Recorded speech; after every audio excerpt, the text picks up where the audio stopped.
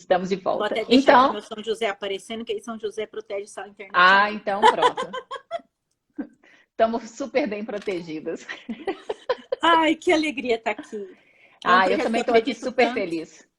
Super feliz que a gente conseguiu organizar. O Edson Paixão, ele falou que ia entrar e entrou mesmo. Meu sobrinho, se ele não entrasse, eu deserdava ele. Toda a minha herança, de todas as contas para pagar, não ia mais ser dele. Não ia. Tenho certeza que ele está super feliz com essa. A preocupação, né? Com certeza, com E assim, certeza. o Edson, eu nem preciso falar que ele é meu sobrinho, porque a gente percebe pela CUTS, né? A gente é tão parecido. Claro, claro, exatamente. É assim. Dá para ver logo de cara. Exatamente, E exatamente. você sabe que ele vai ser nosso convidado, né? Que ele vai vir falar com a gente aqui também. Eu queria estar nessa live junto. Pois é, mas pode ter certeza que você vai receber o convite bonitinho, Eu vou todo ficar mundo vai poder mandando um ver. monte de coraçãozinho enquanto vocês estão falando. Essa vai ser muito boa, muito boa. Vai. Então, Roseli, primeiro, muito obrigada por ter aceitado o convite para participar aqui com a gente, né, do Círculo Xingu de Pessoas Raras. Tem sido uma experiência super legal e, obviamente, sabendo do Instituto Vidas Raras, de tudo que vocês fazem, me enche ainda mais o coração de saber que a gente está junto, né, nessa jornada da vida dos raros e das comunidades, das pessoas todas que precisam de um carinho maior com a saúde. E eu sei que esse ano foi um ano super importante para o Instituto Vidas Raras, 20 anos de Instituto, e eu brinquei com você, né? Você foi 20 anos no Instituto e eu 20 anos no mundo das raras também, porque quando eu comecei foi exatamente em 2001. Então, acho que é uma ótima coincidência isso tudo. E aí, eu sei que doença rara, acho que sempre tem alguma história para contar. Mas 20 anos, eu acho que é uma marca assim tão importante. E eu sei que, na verdade, os 20 anos é uma marca, mas as coisas todas começaram antes disso. Então, Começaram antes. para quem não te conhece ainda, que eu acho que é pouco provável que as pessoas não te conheçam, mas conta um pouquinho, para quem não te conhece, como é que isso tudo começou. Eu não escolhi as vidas raras, nem as doenças raras. Elas me escolheram. Uhum. E não assim, só no sentido, entre aspas, ruim da palavra, que foi acometer os meus sobrinhos, né? Uhum. Que foi a parte triste, foi perder um sobrinho para uma doença rara. Uhum. E o outro estar vivo, graças a Deus, mas cheio de comprometimentos por causa da doença rara. Uhum. Mas quando eu digo que elas me escolheram, é porque tem uma história até interessante disso. Eu sempre fui muito religiosa e eu queria jornalismo ou publicidade. Uhum. E eu tinha certeza disso. E eu só poderia fazer uma universidade pública. Uhum.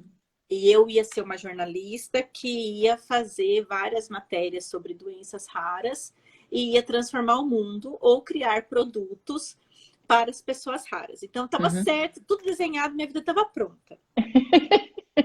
E aí, em 95, além do Niltinho falecer, que foi o meu segundo colegial, Uhum. né? Segundo colegial, a gente já está prestando vestibular para trainee. Uhum. O Niltinho morreu em maio e foi a maior... Olha, eu já perdi irmão, eu já perdi pai, mas a maior perda foi o Niltinho. Uhum. Foi um pedaço de mim que foi, né? Uhum. Mas isso foi em maio. Em setembro, meu irmão mais velho foi assassinado numa ocorrência policial. Que loucura. E ele foi enterrado no Uhum. dia que meu sobrinho, filho dele, estava fazendo 1 aninho. Uhum. E o outro tinha 6. Uhum. Então, para uma cabeça de 16 anos, aquilo bagunçou demais. Uhum. Eu passei no vestibular trainee, mas assim, a gente sempre faz para aquilo que está menos, né? A média menor. Só que naquela época, todo mundo queria ser jornalista. E quando chegou no meu ano de vestibular, eu estava muito acabada. Minha mãe estava numa depressão profunda, meu sobrinho, filho do meu irmão, estava numa depressão profunda. E eu tinha um medo desesperador de perder o Dudu, que já estava mostrando sinais da doença. Uhum. E eu não conseguia mais estudar. Uhum. Mas assim, eu falava, eu entregava tudo na mão de Deus, tudo na mão de Deus, tudo na mão de Deus o tempo inteiro. E eu prestei o vestibular para jornalismo e fiquei por um. Uhum. Um. Uhum. E eu fiquei na lista de espera por um. E aí até o moço da Unesp me disse assim, você vai entrar, porque todo ano desiste 30%. Uhum. Ninguém desistiu. Nossa! E Aí já a começaram minha a mãe avacalhar a sua vida, né? Seus planos. foi. É. E aí eu super religiosa, né? E eu tinha, quando eu perdi meu pai, tinha um padre aqui em Itápolis que ele estava aqui há 50 anos. Ele morreu ano passado. Uhum. E ele me batizou, me crismou, me deu primeira comunhão, foi meu padrinho de casamento. E eu ia muito à igreja, então ele me adotou. E ele disse Uhum. assim, acalma seu coração, porque quando Deus fecha uma porta, abre uma janela. E eu disse para ele, mas que janela? Que eu não tô conseguindo enxergar, não tem vestibular para janela. Eu fiquei nervosa. Aí minha mãe me fez um ultimato. Se você não passar no vestibular esse ano, que seria 97, já assim, fiquei um ano sem estudar, né? Uhum. Se você não passar no vestibular, você não vai poder mais namorar. Eu já estava namorando meu marido. Nossa, mas que troca mais assim, difícil. Porque na cabeça dela, eu não passei no vestibular porque eu estava namorando. Ah, entendi. E eu ia parar de namorar. Então, eu vi a nota de corte de jornalismo, que na época era 43, Uhum. e vi relações públicas, Uhum. que estava 35. E pus para Uhum. relações públicas, que falei, o ano passado eu fiquei por um, né? Quem sabe faço relações públicas. Eu nem sabia o que era, não sabia o que era relações públicas. E não era o que eu queria, mas pelo menos eu teria passado. Uhum. Né? E entreguei nas mãos de Deus e falei, o Senhor me faz passar. E eu passei. E aí E no dia que eu continua namorando. E aí a nota de corte foi maior do que jornalismo. Mentira. Foi. Não acredito. Eu... Então estava escrito mesmo. E aí eu fui para relações públicas sem saber do que se tratava. Uhum. Cheguei lá, falei assim, mas eu vou driblar o sistema. Eu vou pedir para trocar de curso. Uhum. E eu pedi e a Unesp aceitou. Mas eu não gostei de jornalismo e voltei para relações públicas. Fiz a tal das relações públicas e pensei, nossa, é muito versátil. Mas e agora, né? Minha mãe piorou muito, então eu não podia ir para São Paulo, não podia ir para uma cidade maior. Eu moro no interior do interior do interior e não podia deixar minha mãe. Uhum. Mas eu fazia meus trabalhos do jeito que eu podia, até que eu tive um câncer de ovário, me debilitou muito e eu fiquei sem trabalhar por um tempo, porque estava com muito problema. Uhum. E a Regina já tinha aberto, Regina, minha irmã, mãe do Dudu, que é meu sobrinho que tem doença rara, já tinha o Instituto Vidas Raras, que na época era a Associação Paulista de Mucopolissacaridose. Ah, eu lembro bem E de ter ouvido. aí a internet tinha acabado de É, nascer. Assim, não, ela nasceu há muito tempo atrás, mas é que pra a gente não gente, tinha acesso. a gente começou a ter acesso, né? Época, assim, eu lembro que quando eu fiquei sem trabalhar, Uhum. foi a época da mini fazenda. Você lembra disso? Todo mundo tinha mini fazenda no Facebook? Nossa, mini fazenda? Não, não era Orkut, Orkut. Não, é Orkut. A Orkut. gente é velha mesmo. Aí o Dudu tinha. O Dudu tinha e o meu sobrinho, ele veio passar férias comigo. Ele passava todas as férias comigo. Uhum. Aí eu comecei a... Ele é cego, então eu que tinha que ajudá-lo. Uhum. E ele resolveu criar um Twitter para poder fazer uma divulgação que chamava Dudu e Amigos, para ele divulgar mucopolissacaridose. E não tinha... Uhum. Tinha o quê? Vamos supor, uns 30, 40 pacientes. Uhum. Uhum. Então a gente começou numa divulgação.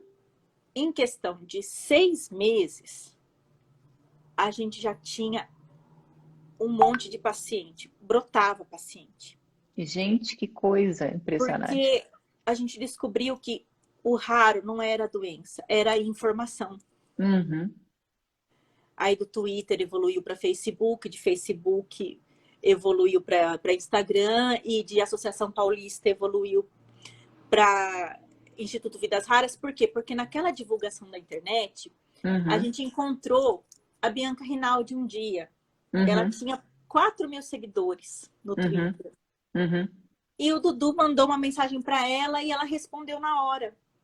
Olha que legal. E logo depois ela foi protagonista de uma novela, só que ela gostou tanto do Dudu que ela divulgava ele toda hora. Ela explodiu nos seguidores, então ia ser muito difícil depois chegar nela. Mas ela levou o Dudu junto. Chamava Dudu e Amigos.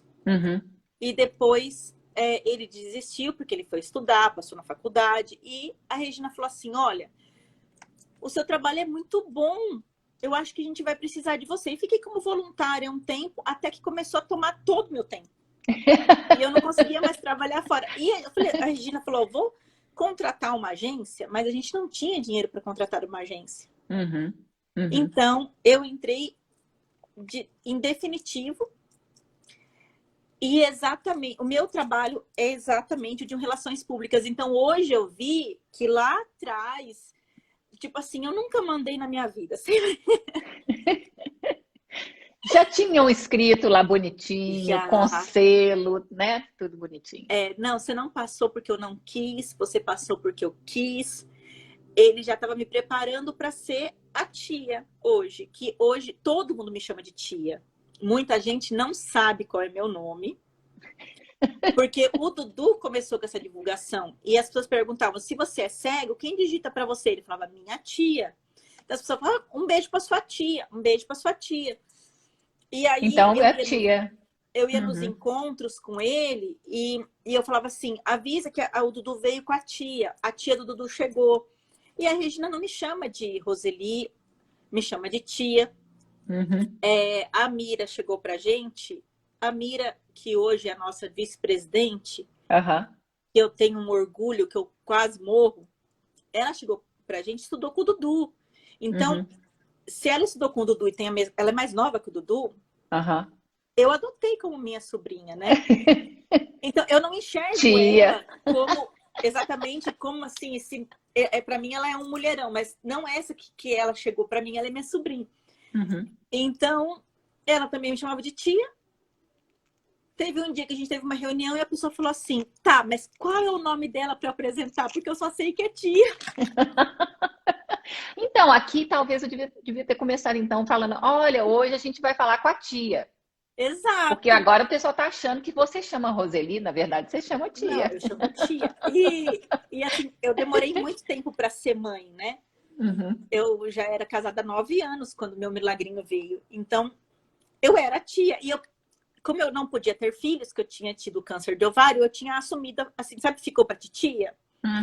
E eu falava, é uma função maravilhosa, porque para mim não era uma questão de ficar para titia, era uma missão de vida. Eu amo ser tia, nem posso falar amo de paixão, porque o Edson vai falar que eu estou falando dele. Claro. Mas eu amo ser tia. E aí o padre Marlon me disse, me intitulou de tia dos raros. E foi assim a minha história com as doenças raras. E assim, mesmo se um dia eu deixar de trabalhar com isso, que eu espero que não, é igual você. Entrou na vida. Exatamente. É uma coisa que você respira, você pensa, você tem insights sobre isso. O mundo já está tão... o seu mundo já é esse mundo. E você não vive mais sem ele. É verdade. É verdade. Você sabe que eu acho tão legal essa história sua, porque eu acho que muita gente que entrou nesse mundo das doenças raras e que não é diretamente afetado pelas doenças raras, eu acho que a gente tinha alguma coisa escrita pra gente, né? Porque é muito nesse sentido, assim, quando... Eu lembro, por exemplo, quando eu saí, eu trabalhava com diabetes antes, e quando eu saí para entrar na Genzyme para trabalhar com doenças raras, a minha família achou que eu era louca, né? Que eles falaram assim, como assim você vai sair de um negócio, de um trabalho onde tem milhões de pessoas que têm diabetes, que você acha diabetes em qualquer lugar, e agora você está falando um nome de umas doenças aí que eu nem nunca ouvi falar. E eu te falo que a gente, de vez em quando, na Genzyme, o Edson talvez lembre disso, às vezes a gente conversava com os médicos e falava assim, não, eu acho que vocês estão inventando essa doença para poder vender remédio. Olha, a gente escutava isso muitas vezes, eu confesso para você que era uma coisa assim, muito maluca. E todo mundo que foi entrando, a gente brincava muito também que a gente sabia quando ia dar certo. Porque a gente falava assim, ah, então, a gente tem que fazer aquilo que é certo. E quando a pessoa falava assim, mas o que é fazer a coisa certa? Aí a gente já ficava meio desconfiado, assim, se a gente tem que explicar o que é fazer a coisa certa para as doenças raras, não sei se a pessoa vai dar muito certo aqui, não. E a gente foi levando isso. Então, acho que assim, hoje, mesmo as pessoas que eu sei que não estão mais envolvidas diretamente nas doenças raras, todo mundo tem um carinho e tanta história, sabe assim, de coração, de como que todos vocês afetaram a vida da gente de uma maneira tão importante. E isso para mim não tem preço. Então, assim, eu brinco assim, a gente pode tentar sair dos raros, a gente nunca mais. Pois é aquele ditado, você já ouviu? A vida te virou do avesso, você descobriu que o avesso era seu lado certo? Exatamente. É exatamente o que aconteceu comigo. A vida me virou do avesso, porque assim, meus planos eram outros. Uhum. E a gente, é o que acontece também com as mães quando tem um filho com doença rara. Uhum. Porque elas não queriam aquele filho, mas elas descobriram que era melhor do que elas queriam. E não trocariam, né? Então, hoje mesmo eu conversei com o Dudu, né? E eu tava conversando com o Dudu, e o Dudu e eu temos 10 anos, 11 anos de diferença. Eu brinquei de boneco com ele. Até eu falo, brinquei de boneca, ele responde, boneco. E ele e o Niltinho e o Fernando, que eram os três da mesma idade, minhas paixões mesmo, nossa. E hoje eu estava falando com ele e ele sempre fala que eu preciso tratar ele bem, porque quem vai pagar o meu asilo é ele. Então, e eu falo para ele me tratar bem, porque se eu ficar muito doidona, eu vou dar trabalho, né? E a gente estava tendo essa conversa, ele estava com muita dor e ele falou que ele tinha que investir mais na saúde dele, porque ele tinha que viver muito para cuidar de mim, né? Aí eu falei assim para ele, que ele já virou minha vida do avesso, já mudou toda a minha história, mudou a minha faculdade, mudou tudo. Se ele morrer cedo, nossa, quando chegar no céu, eu vou arrebentar a cara dele de uma maneira que ele não faz ideia. Porque não é justo ele fazer tanta bagunça e sair de fininho. Não é justo. E a gente fala assim, né, Du, quando você encontrar com o seu irmão lá no céu, que eles têm diferença de 1 ano, né? O Vitinho morreu com 6 e deixou ele com 5. Du, quando você encontrar com o seu irmão lá no céu, o que você vai fazer? Ele falou assim, eu vou quebrar a cara dele. Por que você me deixou sozinho nisso? Eu fico até imaginando a movimentação. Bem-vindo, Dudu, bem-vindo! É verdade. Então, mas aí é assim, né? A gente... a divulgação, eu aprendi, por exemplo, eu sempre fui desenhista. Sempre. E eu pensava, para que eu vou usar esse dom? Minha mãe falava assim, por que você vai fazer coisa de comunicação se você sempre desenhou na vida? Se você sempre foi boa nisso? E, de repente, a gente não encontrava designer barato para o instituto e eu tinha o dom e dava conta das coisas. Então, a gente percebe, realmente, Deus tinha um futuro reservado para mim, que era cuidar dos raros, e sabia que eu ia ser muito feliz, porque eu gosto do que eu faço, eu gosto dos raros. O Instituto Vidas Raras, todas nós que trabalhamos lá, a gente é picado por esse bichinho. E a gente luta tanto pelos pacientes, a gente gosta tanto. É isso mesmo que a gente faz, a gente gosta de estar entre eles. Então, quando apareceu, lembra para nossa primeira reunião, quando você me mostrou o projeto do Xingu, eu falei assim, meu Deus, eu já tinha assim, um monte de raros e um monte de história pipocando aqui na cabeça que eu sabia que ia ser importante para eles. É verdade. E se vocês estão ouvindo assim um latido, aqui, sem parar, no caso é o Xingu, meu cachorro. que alguém deve estar chegando na casa, então ele vai e fica completamente Ele enlouquecido. está fazendo o trabalho dele. Ele está fazendo o trabalho dele, mas a gente fala para ele assim, não, tá bom, eu já escutei, mas ele não, ele resolve não parar. Então vocês vão escutar várias vezes o barulho do Xingu. Seja bem... é porque na verdade ele é o Xingu. Ele Exatamente. Já tá na live e agora ele tá. Ele fica com ciúme, ele fica com inveja, ele fica carente. Olha só, tia. Então, o Edson Paixão, ele falando que tá latindo em inglês. Só ele mesmo.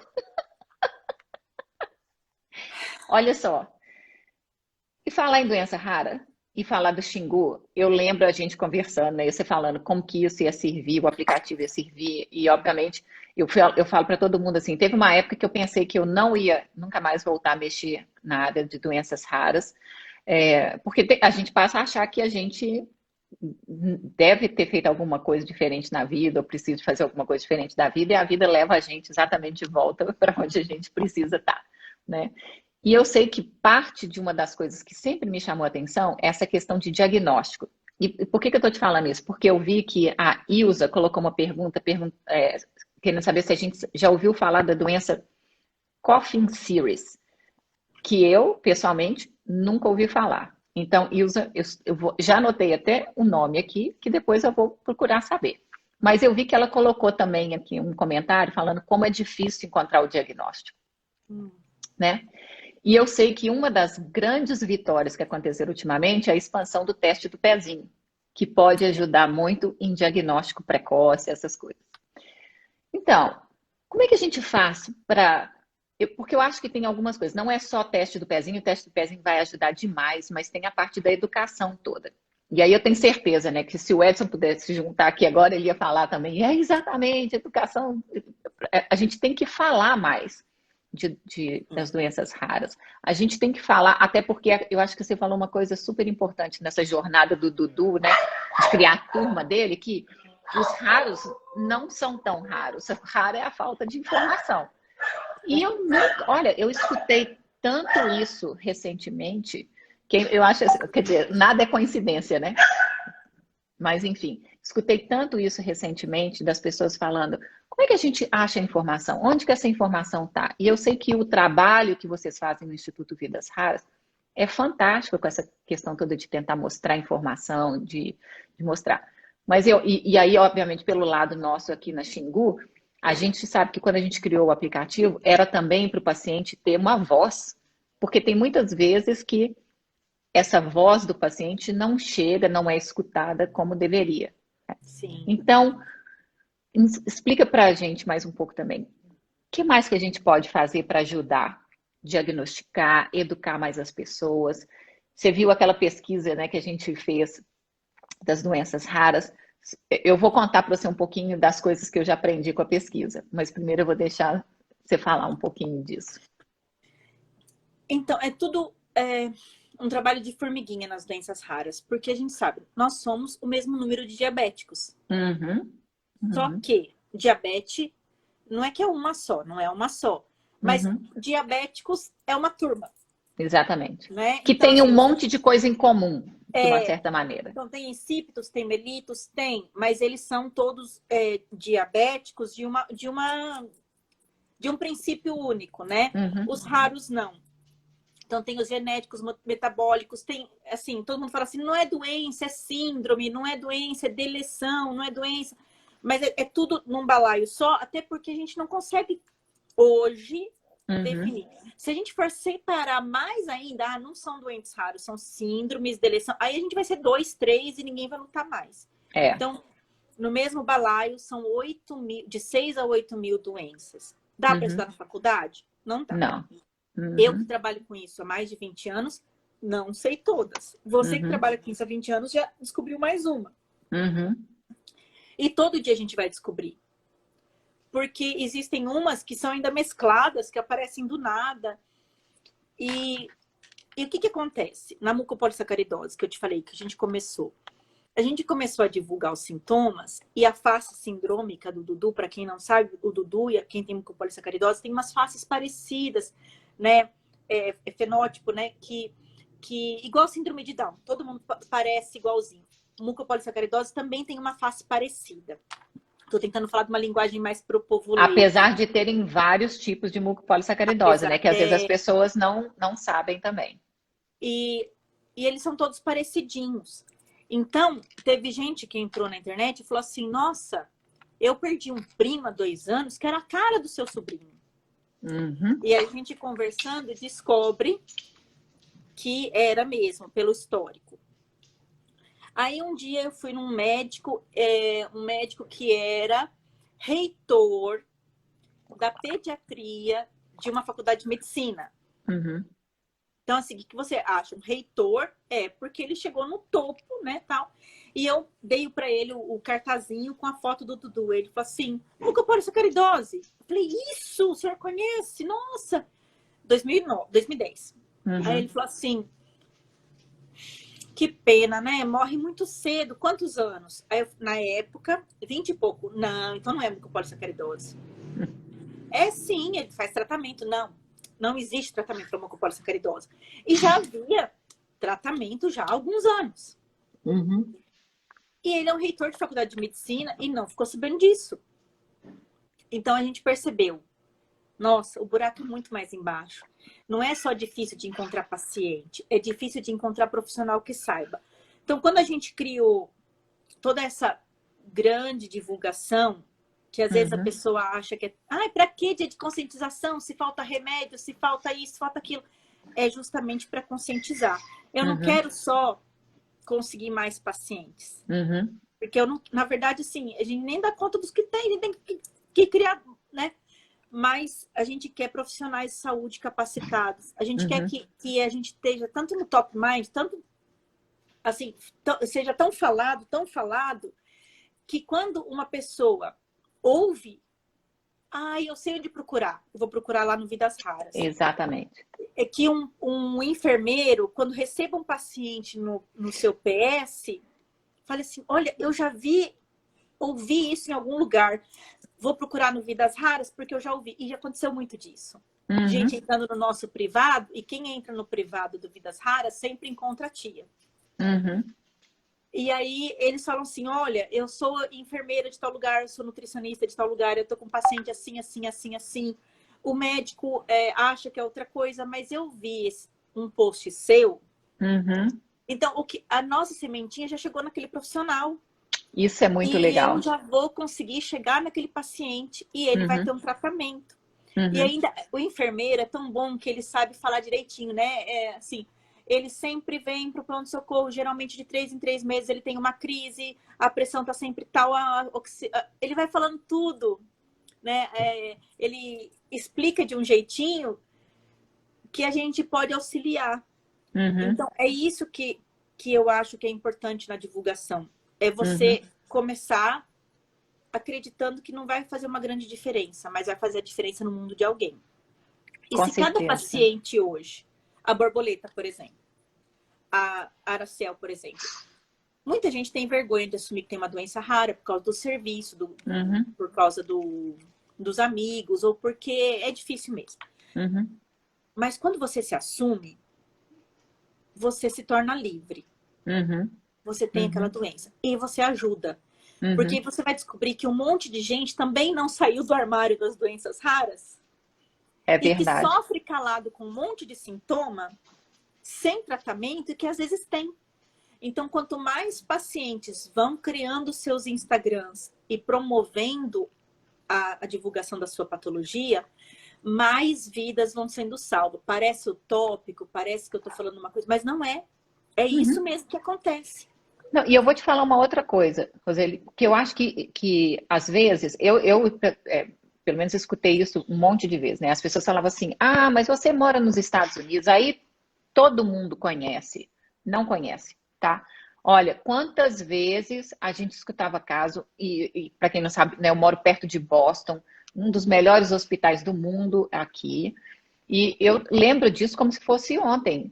Primeiro, já tem tratamento para doença de Gaucher há mais de 30 anos, tá certo? E aí, um médico daqui de Boston falou com a paciente de Gaucher há uns 5 anos atrás que não tinha tratamento.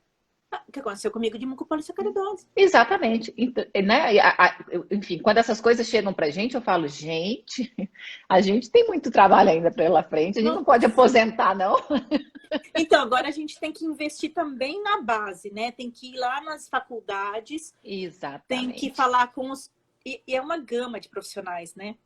É falar com os TOs, é falar com Aliás, os eu achei fantástico fisioterapeutas. aquele convite que você fez para a gente conversar com o pessoal da Universidade de Tocantins, porque eu acho que e esse trabalho de base que vocês fazem, para mim, é fantástico, Não porque é? aí sim, sabe, e eu acho que essa moçada se sente valorizada também, com a possibilidade de fazer a diferença na vida de alguém.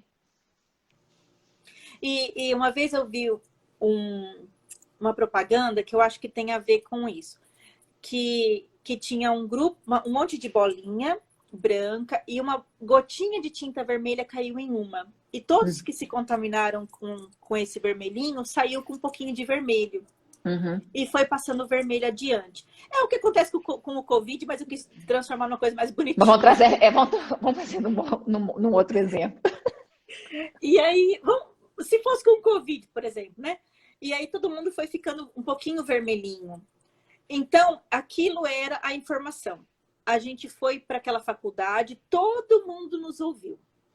Até hoje, alguns mandam um recado para mim, porque na minha vizinha, na vizinha do meu primo, eu atendo aqui junto com um médico e eu descobri um caso, ou até querendo saber.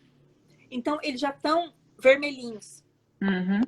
Uhum. E eles não vão segurar para eles. Eles vão contaminar alguém com esse conhecimento, porque eles vão trabalhar um dia num pronto-socorro para fazer plantão e vão desconfiar de alguma coisa e vão plantar isso para o enfermeiro que estava junto. Né? Nunca vai ser só para eles. E é assim que a gente consegue levar a informação adiante. E a gente não pode parar. Porque esse médico conhecia Gaucher, já é um avanço, ele conhece a doença, mas ele não sabia que tinha tratamento. Exatamente, exatamente. E você sabe que, quer dizer, você já conheceu a Letícia, né, que trabalha com a gente. Letícia é nossa estagiária, e eu falo que, assim, essas, as jornadas, né, as coincidências que acontecem. Eu fui conhecer a Letícia, eu não sei se eu te contei isso, eu fui conhecer a Letícia porque a Letícia queria fazer um aplicativo como o que a gente já estava fazendo. Aí eu falei com ela, falei, Letícia, quando você quiser conversar, terei maior prazer, vem conversar com a gente, eu te explico, te ajudo, e enfim, a gente quer. E a Letícia é estudante de medicina. Eu falei, nossa, claro que eu não posso perder contato com uma pessoa assim que, né, quer aprender tanto, quer fazer tanta coisa boa e assim por diante. E eu falei com ela, falei, e se um dia você quiser vir trabalhar aqui com a gente, manda uma mensagem que a gente dá um jeito. Não sei como que a gente pode fazer, não, porque começando agora, a gente não tem ainda nada, né? Vamos trabalhar com amor por enquanto. E surgiu a oportunidade dela vir fazer um estágio com a gente. E eu falei para ela, falei, olha, eu vou te apresentar para o pessoal do Instituto Vidas Raras, porque eu acho que é uma história importante para você conhecer. E acho fantástico, porque ela conta, né, de estar compartilhando as histórias também com os colegas de medicina. A minha sobrinha, que está estudando medicina, está no 2º ano de medicina, perguntou para mim, né, tia, posso fazer um projeto usando o aplicativo do Xingu? E fez o projeto também, usando o nosso aplicativo na escola. Eu falei, quanto mais moçada pensar nisso e entender de doença rara e querer entender um pouquinho mais, é uma ajuda, né? E recentemente eu participei de um hackathon aqui, que eu acho que um dia a gente tem que fazer um juntos. Porque esse negócio de hackathon mundo deve passar por ele, principalmente nessa área de doenças raras, porque é um momento único de vir com grandes ideias que podem realmente ajudar a transformar esse espaço. E nessa brincadeira toda de hackathon, porque é uma farra de uma certa maneira, tem muito trabalho, mas você acaba conhecendo muita gente boa também. Isso era um assunto muito importante que as pessoas falavam. Como é que a gente educa mais? Como é que a gente fala mais? Quem que a gente pode trazer para perto da gente, né? Tem sempre uma moçada querendo participar, mas tem muita gente também experiente que quer compartilhar a experiência deles, que querem continuar ajudando. E aí eu vou te fazer uma outra pergunta. Isso é tudo bom, a gente celebra muito. E o que que te mantém acordada no meio da noite? Se é que você dorme, né? Porque, verdade seja dita, a gente trocou umas mensagens bem tarde da noite e você falou: não, ainda não vou dormir. O que que te mantém acordada? O que que você quer mudar nesse mundo dos raros? Eu quero que nenhuma outra tia passe pelo que eu passei. Isso é muito lindo. Eu não quero, hoje mesmo, olhando as dores do Dudu, a doença do Dudu evoluiu tanto.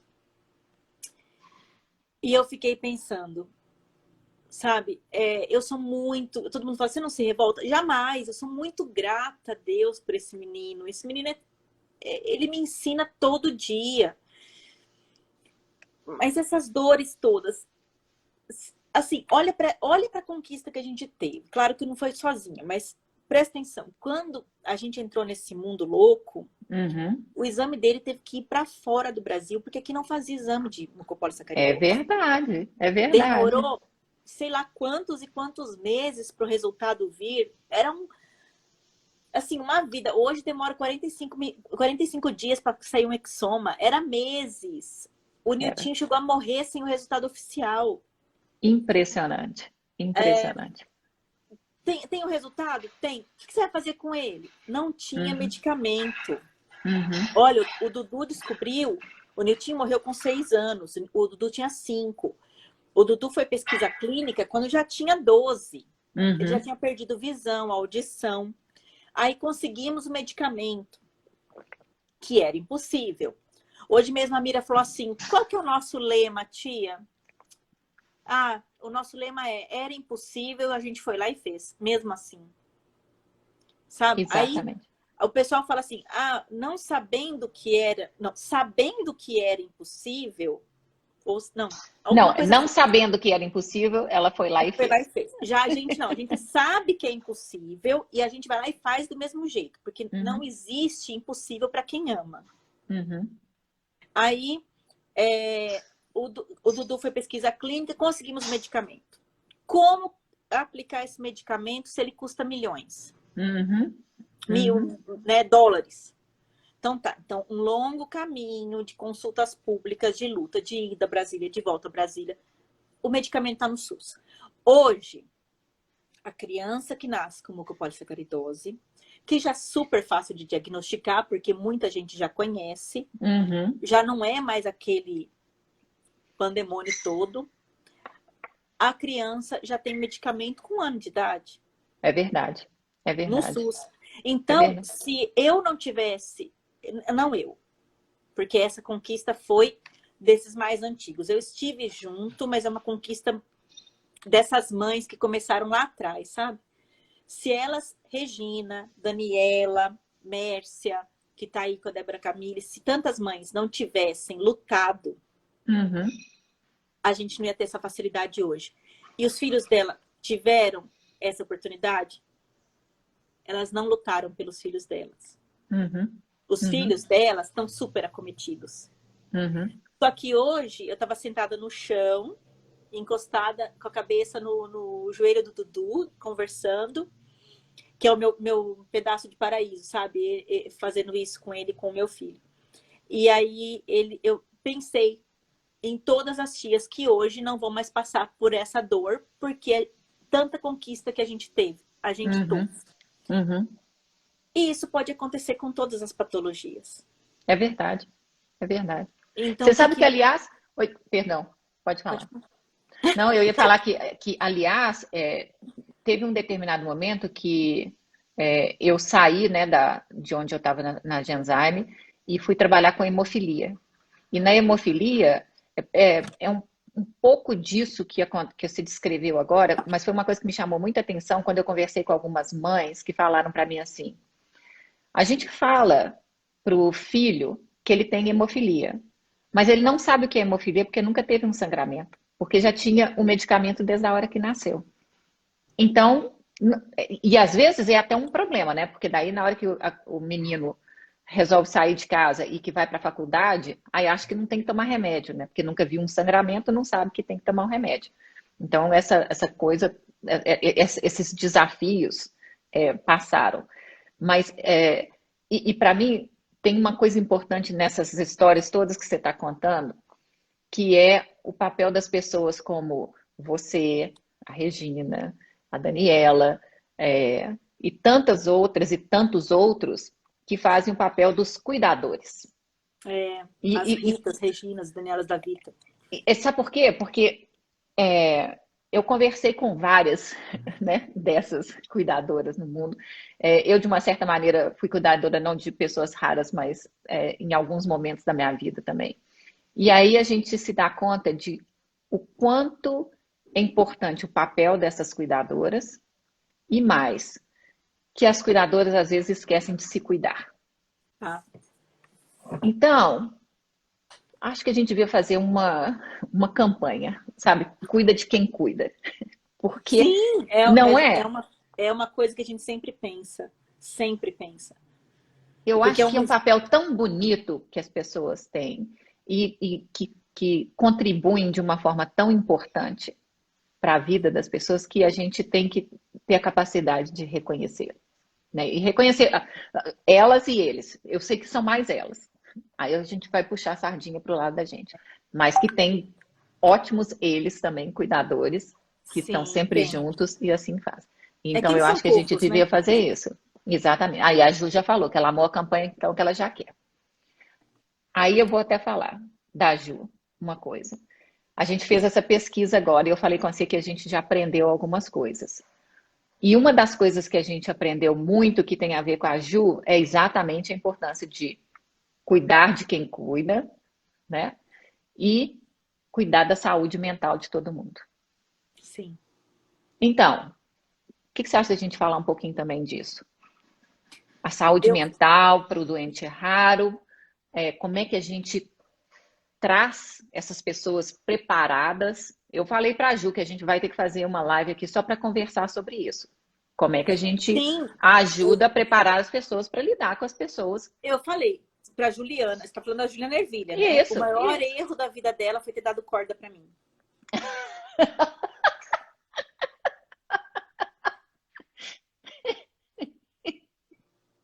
Ela tá ali batendo palma, não sei se ela tá concordando com você ou não. Pois é, ela vai ter que concordar, né? Ela não tem mais escapatória. Mas é assim, a pessoa que cuida, o maior peso dela não é o peso físico. Uhum. É essa preocupação constante. E a gente sabe que a preocupação com o amanhã é o que faz com que todas as pessoas tenham problema de saúde.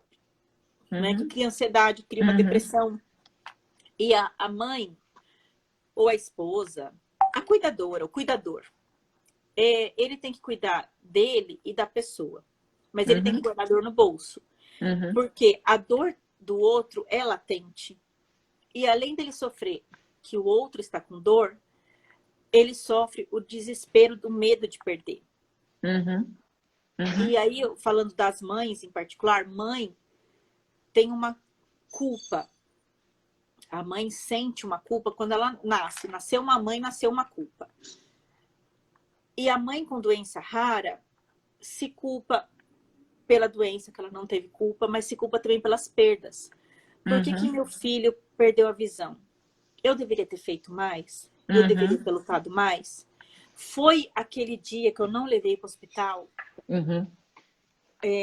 Assim, existe tantos Cs na vida desse cuidador e tantas noites em claro e tanto trabalho, porque ele é obrigado a trabalhar às vezes o dobro para pagar terapias,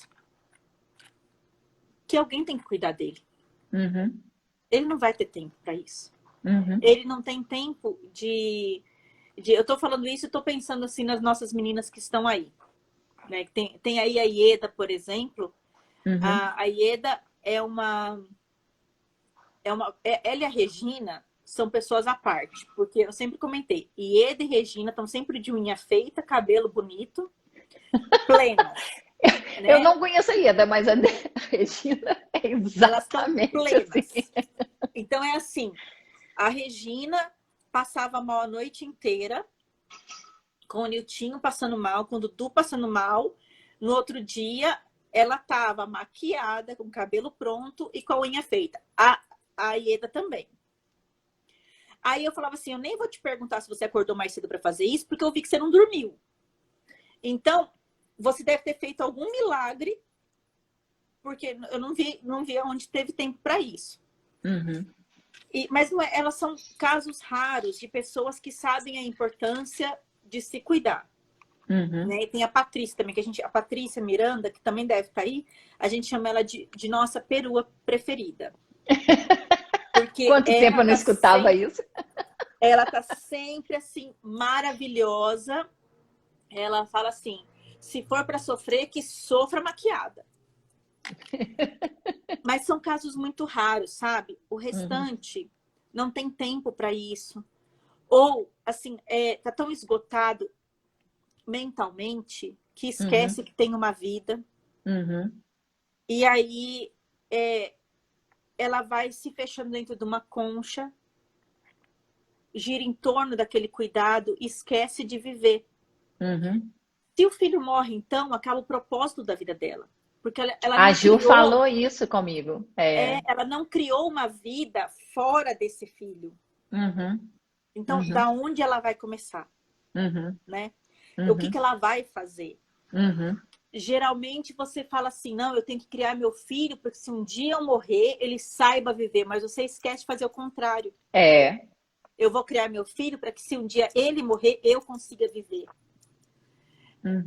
E, lógico, é muito triste você pensar nisso, mas a gente também tem que começar a trabalhar desse jeito. Não falando que o filho vai morrer, mas que a pessoa lembre que às vezes ele não morre, mas ele consegue ter um prognóstico contrário ao que o médico deu, que é o caso do Dudu. O Dudu ia morrer aos 5, depois aos 6, depois aos 13. O médico já matou ele tantas vezes, né, que o Dudu mesmo fala, eu tô fazendo hora extra, eu não quero nem saber, vou cobrar do Niltinho.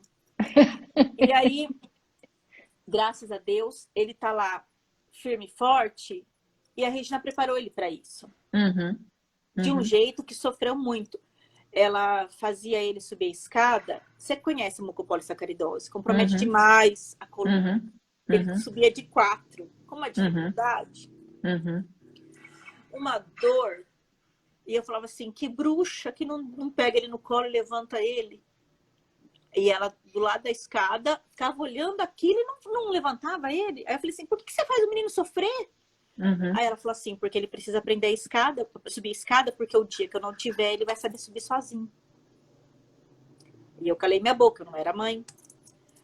Aí é aquela coisa, né? Por que vai mandar ele para a escola se ele vai morrer com 6 anos? Porque se ele morrer com 6 anos, ele vai ter oportunidade de se envolver com outras crianças, como todas as crianças da idade dele. E ele era feliz indo para a escola. E aí, né? Ele tá lá, formado em 2 faculdades, passou no concurso público, trabalha super bem, irrita minha vida, vai pagar meu asilo. Mas não seria desse jeito se ela tivesse criado ele numa bolha. É com medo verdade. de morrer. É verdade. Não, e olha, e você falou disso antes, né? Quer dizer, o tanto de coisa que aconteceu nesse mundo. E acho que ela caiu de novo. Pronto, voltou.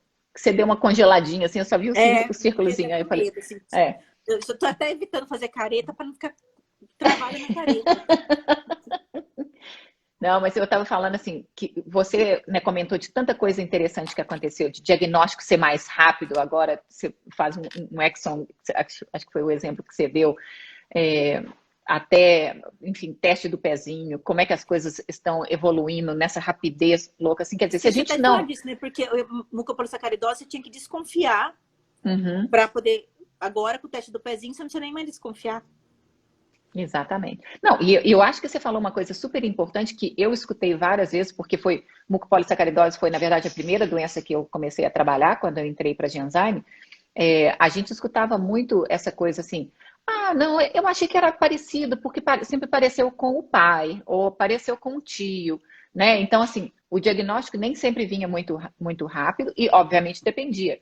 Eu lembro que eu trabalhava com mucopolissacaridose 1, então tinha paciente que foi descobrir que tinha mucopolissacaridose adulto, que era um paciente de Shire.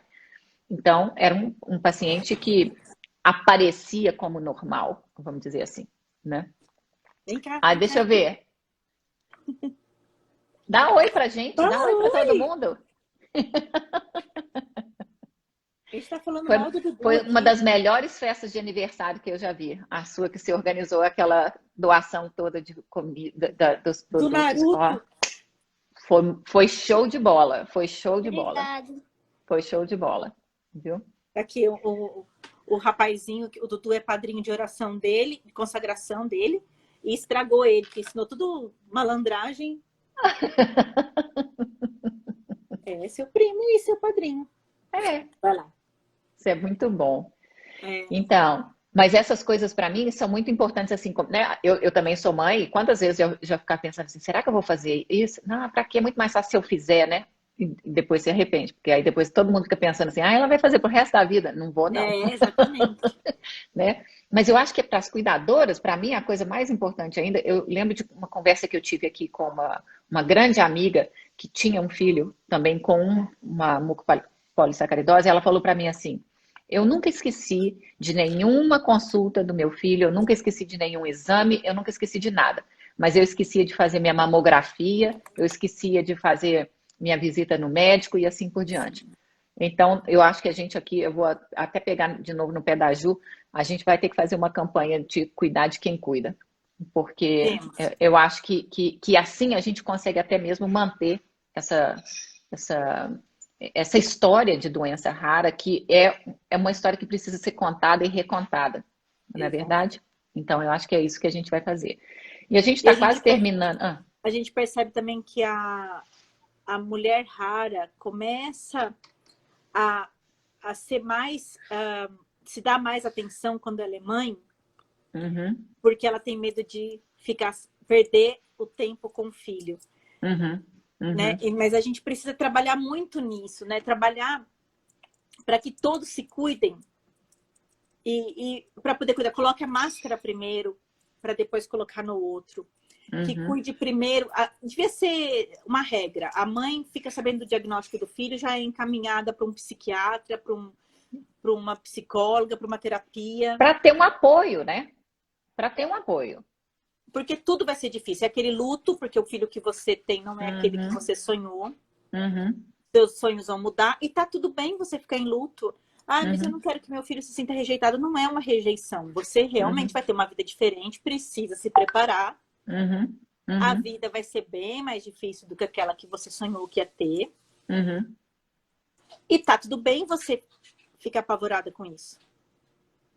Não é? É verdade. Há um romance em torno da maternidade também que precisa acabar, porque a vida da mãe não é romântica. Né? Tem esses momentos gostosos de amor aqui, e toda mãe vai escolher ser mãe de novo, mas a gente precisa mostrar que toda mãe, um dia, não importa se é mãe típica ou atípica, ou vai me dizer que assim, que seus filhos fazem exatamente o que você planejou. Quem dera. Né? A gente vai viver um luto, toda mãe vive um luto. Você sonhou para o seu filho uma coisa, ele faz outra. Você sonhou que seu filho ia casar muito bem, ele casou muito mal. Você achou que ele ia fazer uma faculdade, ser muito bem de vida. Achou que ia fazer jornalista, né? Foi fazer. Então assim, sempre vai ter uma coisa que você sonhou, que você projetou e que não deu certo. Então a gente precisa lembrar as mães disso.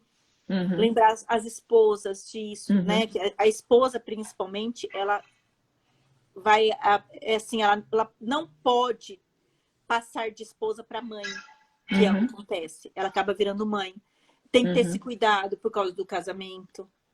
A gente precisa trabalhar agora esse ponto, né? E tem que ter o tempo para ela mesmo, até para compartilhar. Olha, uma das coisas que eu falo assim, que eu não abro mão, é de encontrar com minhas amigas. A gente tem, né, o Clube das Lulus, que a gente encontra para falar um monte de abobrinha. E eu falo que os maridos sempre perguntavam assim, mas o que vocês falam nesse encontro? Não é? Se fosse para falar para você o que a gente fala nesse encontro, a gente chamar vocês. Esse é papo nosso de Lulus. Então, nós, Lulus, vamos tomar conta de nós, Lulus, também, e ter os nossos momentos Lulus, né? Então, eu acho que isso é uma coisa importante. Obviamente, infelizmente, a gente vai ter que acabar logo, porque eu falei com você que eu ia te segurar aqui por 1 hora, mas eu vou cumprir minha promessa bonitinho. Você viu aqui. que meu patrão já veio me buscar. Exatamente. Então, né, a janta já deve estar na mesa, já tirou a janta, já pôs a janta de novo, esquentou no micro-ondas e assim por diante.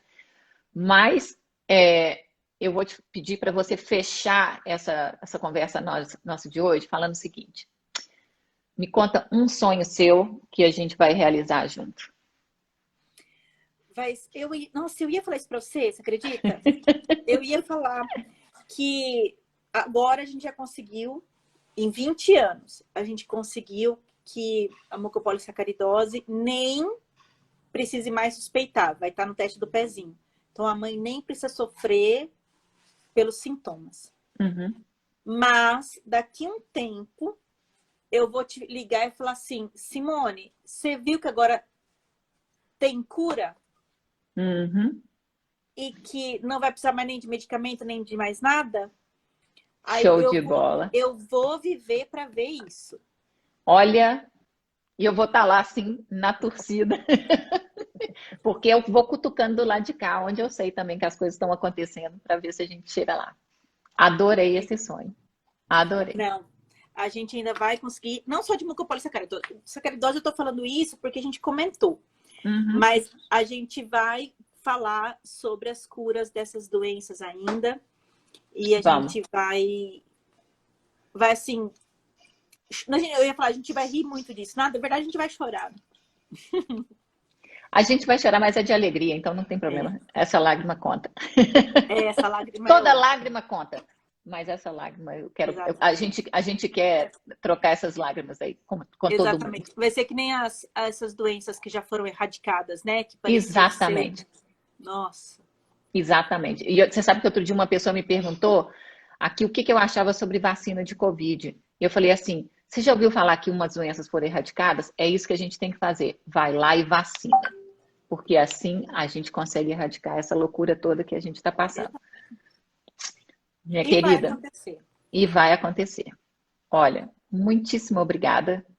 Adorei o nosso papo. Tenho certeza que a gente vai repetir para falar de várias outras coisas, porque assunto... A gente vai fazer a live com Paixão ainda. Exatamente. Paixão vai participar da live, a Ju vai participar da live.